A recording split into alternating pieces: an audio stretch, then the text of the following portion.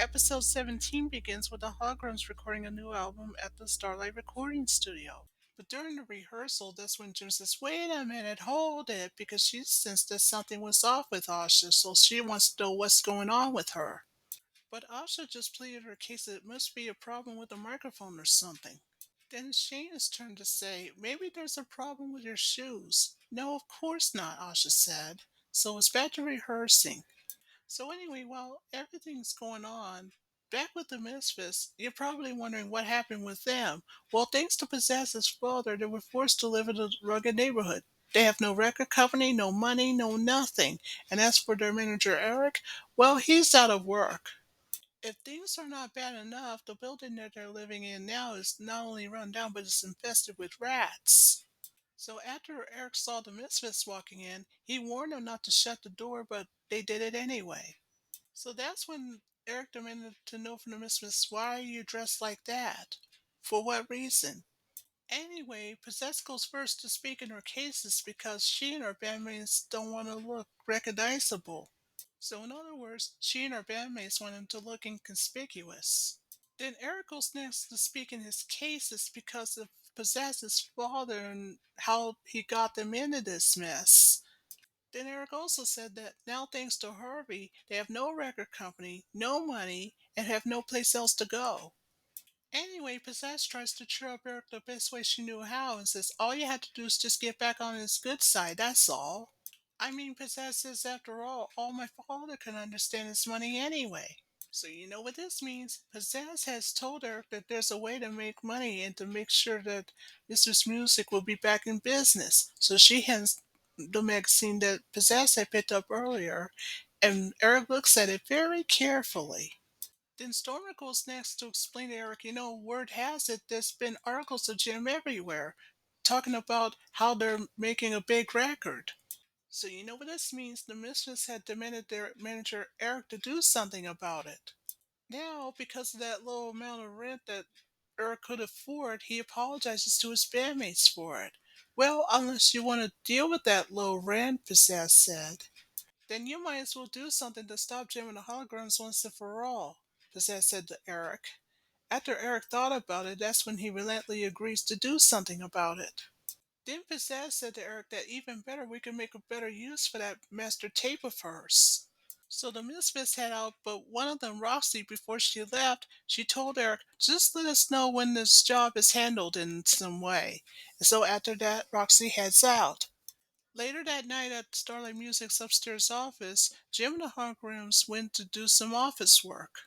But before they could do that, Kimber pleads her case to say, "Well, I don't know about you guys, but I'm staying here for a couple of days." But Jim declines that remark from Kimber. So as Jerrica sits down on the desk to rub her feet, that's when she told the rest of the bandmates, "We have calls to make and people to speak with." So Asha, Shayna, and Jerrica did just that. They made some phone calls throughout the entire night. That was until Kimber finally wakes up from her nap on the couch. The next morning, the holograms went back to the Starlight recording studio just like they always did. And that's when they wasted no time to practice their song. And what better way to do it with their song? There's a melody playing. So after the holograms finished their song, the holograms cheered that they finally did it. They finally got it right. So meanwhile, back with Eric, when Eric woke up from a sleep on his couch, that's when he saw his right hand guy Zipper to say he wanted a favor to discuss with him. So anyway, Eric says, "As a matter of fact, there is a favor I want you to do for me, since Jim and the Holograms are finishing their record. But wait, there's a catch. There's a bonus for you if you pull off a job for me." So Zipper agrees to do just that. Sometime later, Eric went by at the Gabor estate to see the Misfits, and that's when Matilda, the maid, decides to let him in. So after Eric was let in by Matilda, that's when he told the Misfits the good news. He said, "Get your bags packed. We're going away for a couple of days." So when Pizzazz asked him why, that's when Eric says, "Well, something terrible's going to happen to Jim and the Hawkins when she finds out that her master tape is missing." Then Eric told the Misfits something even better. He says it'd be better if we just lay low for a while. So later that evening, Eric was soon proven right when his right-hand guy Zipper starts breaking into the Starlight studio. And one of the first thing he did is he stole the master tape and also Jim's song. And after that, he went right out the window. When the holograms arrived the next morning, that's when the recording specialist told them the bad news. The master tape's gone, and so was Jim's song, and he has no idea where they were. After hearing the bad news, the holograms were shocked. Here's some even worse news. Oh, the recorder's artist's name is Tim. Someone did it really good, and whoever did it got away. As always, Jim has a hunch that the Misfits must be behind it somehow, because they should have realized right then that it was all part of Eric's plan. So speaking of which, back with the Misfits and Eric, they were busy vacationing, swimming, eating, just like everybody else would. But then Stormer had a suggestion to her bandmates to ask this question. What if the holograms couldn't get the master tapes back? And what better way to do it with a treasure hunt or something? And so her bandmates agree with Stormer's idea. Meanwhile, back at Starlight Music, however, the holograms and of course Joanne is getting really worried and concerned. So Jerrica tells Joanne, I just know that the Misfits are behind it, but there's a problem. I just can't prove that they did do something with the master tape, and there's no telling what would happen. Speaking of the Misfits, meanwhile at the Flash recording studio, now that they're done vacationing, all they have to do now is to come up with a song to get the Misfits and their record company back on track.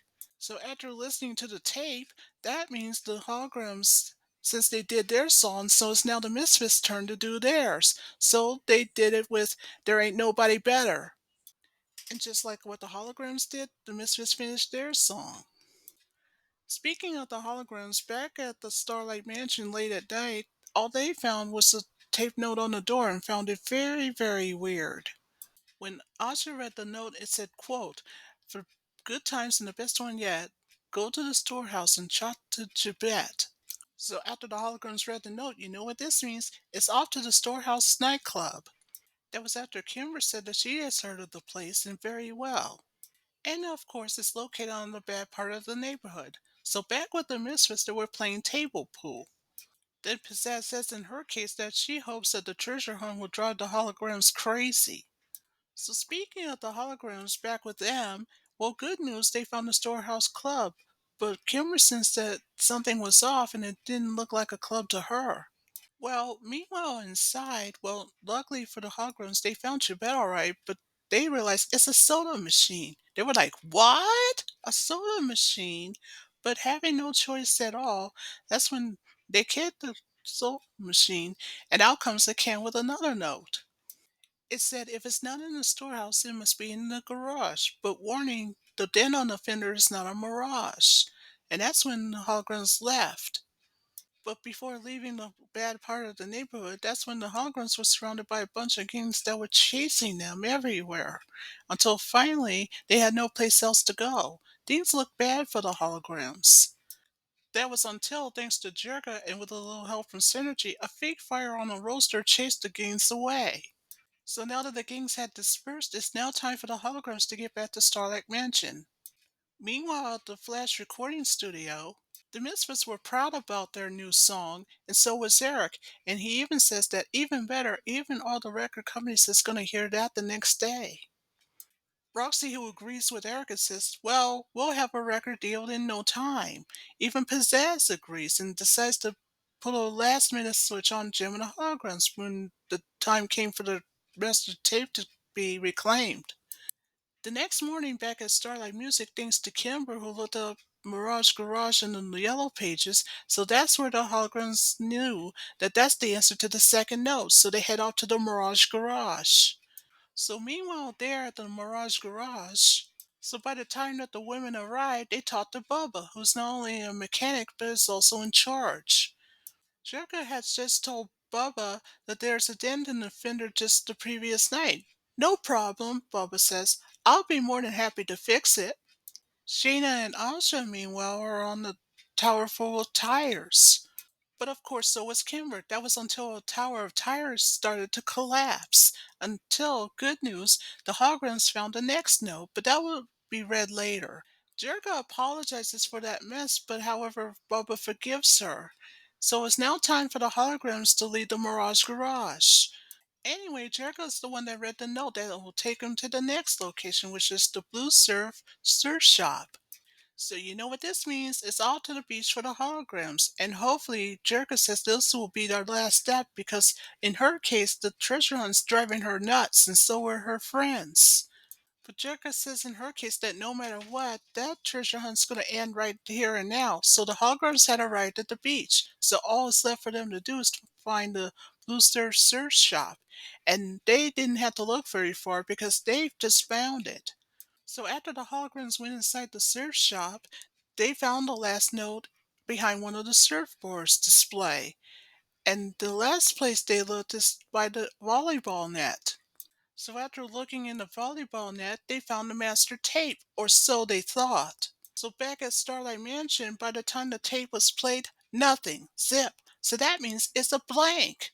And to think everything that the holograms had been through that they thought they had found the master tape, instead they found a blank. Then Jerrica told her friends, I'd be stupid if I didn't think of this sooner. We have the only computer that knows all and tells all. And that person is, yep, you guessed it, Synergy herself. So it's now up to her to find the Gym Master tape, wherever they may be. So Jerrica and her friends went to Synergy's room. So it's now up to Synergy to examine all the notes, and so she did so. The first thing, according to the first note that they found earlier, was the Storehouse Club. According to Synergy, it's the Misfits' hangout. Next is the Mirage Garage. According to Synergy, it was once owned by Harvey Gabor, who's Pizzaz's father. Last but not least is the Blue Surf Surf Shop.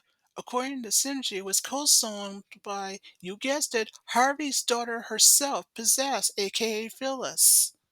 Now don't forget, Pizzazz, aka Phyllis, is the leader of the Misfits band herself. So now Jerrica now realizes that all the notes make sense. Then she asks, what about that last clue? Well, Synergy was more than happy to answer that. It's the Flash Recording Studio. According to Synergy, here's the catch. It was co-owned by Harvey Gabor, who's Pizzaz's father himself. Now that Jerrica knows what's going on, now that all they have to do is find the master tape.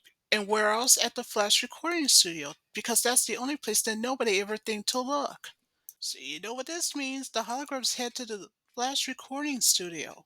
So it's now up to Kimber, Sheena, and Jerrica to go undercover as the three members of the Misfits, Pizzazz, Stormer, and of course Roxy. After the holograms passed the janitor by on the way, they went inside to where the tapes were. And bingo, they found not only the holograms' master tape, but the holograms made that last minute switch to make sure that nothing ever happens to them ever again. So meanwhile, Eric's press conference went along as planned and along with the Misfits. But when Eric played the tape, it's not the Misfits song, it was the French lessons tape. The Misfits and Eric just couldn't believe it. The press was horrified and left the room. Even Pizzazz, however, threw a fit and tore the tape apart. So you know what this means? Thanks to the holograms' last minute switch, the holograms had tricked the Misfits. Back at Starlight Music's upstairs office, there's good news for the holograms. Not only did Jim get her master tape back, but even better, their master tape and their single went to number one on the charts. So the holograms were overjoyed that they tricked the mistress, and quite well, I may add. So you may say the holograms enjoyed some payback. So that ends episode 17.